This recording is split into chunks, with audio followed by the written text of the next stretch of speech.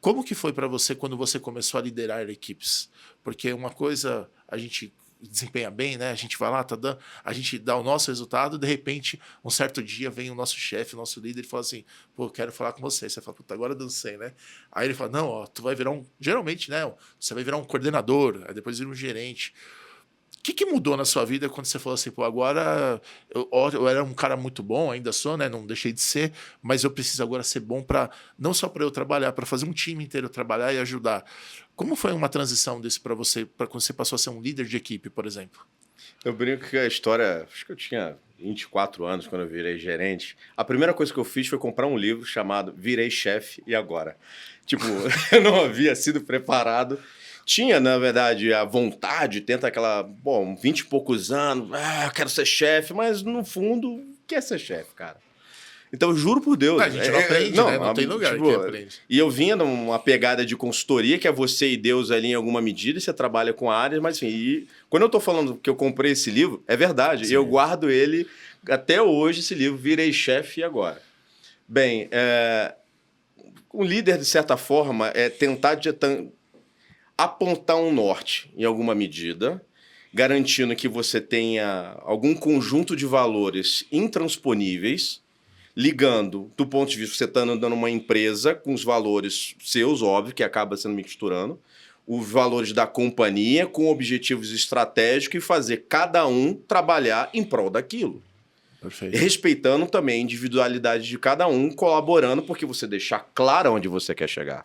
Ninguém consegue ou você liderar sem saber para onde você vai chegar. E minimamente definindo claramente seus valores da companhia e os seus próprios, que você, as pessoas, em alguma medida, você começa a conjurar várias pessoas junto em prol de alguns valores, compartilhando isso.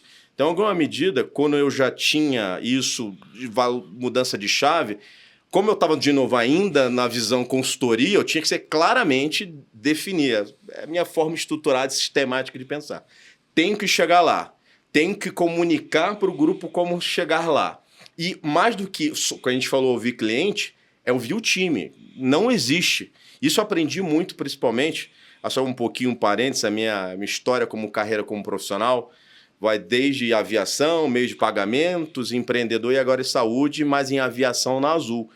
Que falava, cara, o colaborador ele é tão importante quanto o cliente. Não tem como você saber ouvir ele. Eu falei muito do cliente, é ouvir o seu colaborador do ponto de vista como ele soma nesse caldo também. Ele é fundamental. Então, à medida que você tem claramente um objetivo, ouvir no grupo, você tem indicadores para medir progresso e de forma isso ser retroalimentando, é fantástico. E eu não distingo tanto em alguma medida. Eu confesso que diretamente acabo não tendo tanto uma molecada mais jovem, enfim, de 25 a 30, 30 a mais. E isso tem que ficar claro com eles. E ser ouvido, invariavelmente, como um líder, eu acho que foi o gancho que eu falei, cara, se eu não souber ouvir a tropa, em qualquer nível que seja, isso também serve para você falar, ouvir para cima. O seu chefe, independente do nível hierárquico para cima. E a partir daí, você montar uma estratégia junto, a coisa não sai. Então, Perfeito. liderar essa galera que foi o momento de ouvir bem e traduzir isso como alavancando uma estratégia, qualquer nível que seja. Essa escuta ativa, né? Essa visão eventualmente de restrições e desafios que possa acontecer. Mas ter o alvo bem formatado parece ser, como você comentou, um bom diferencial aí para, pelo menos, ir na direção certa e eventualmente corrigindo rotas. A gente acompanha aí, tem dentro dessa questão da questão dos times, né? O Brasil, está no mundo inteiro, mas o Brasil parece ter um indicador um pouquinho maior do que a média mundial aí, da questão de saúde mental, aí tem os nomes, cada tem umas siglas, aí burnout, aí cada hora tem uma questão. Por que eu puxei esse gancho? Saber ter essa visão e dar alguma previsibilidade para o time, para que o time possa saber mais ou menos o que vai acontecer, sei lá, nas próximas 3 semanas, alguma coisa assim. Você acha que é um fator também que deixa o motivacional, a saúde mental do time mais estruturado, versus um cenário onde a galera chega, tem muita mudança de direção, as coisas não são muito claras? Você acha que isso pode ser um fator dentro aí do mundo de tecnologia, a gente ter um aumento aí de casos de ansiedade ou de um pouco de estresse mental? Como que você vê esse cenário? Eu acho que total, cara. Rodrigão, eu tive enfim, na minha carreira, eu vi um time até de longe, mas que eu aplico no dia a dia. As pessoas têm que ter a sensação de completude, de realização.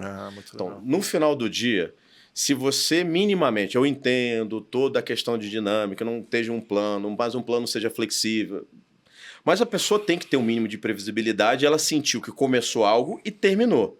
Que seja pequenas entregas, toda aquela... O pessoal chama de pequenas conquistas, Exato, né? Talvez, né? porque Senão...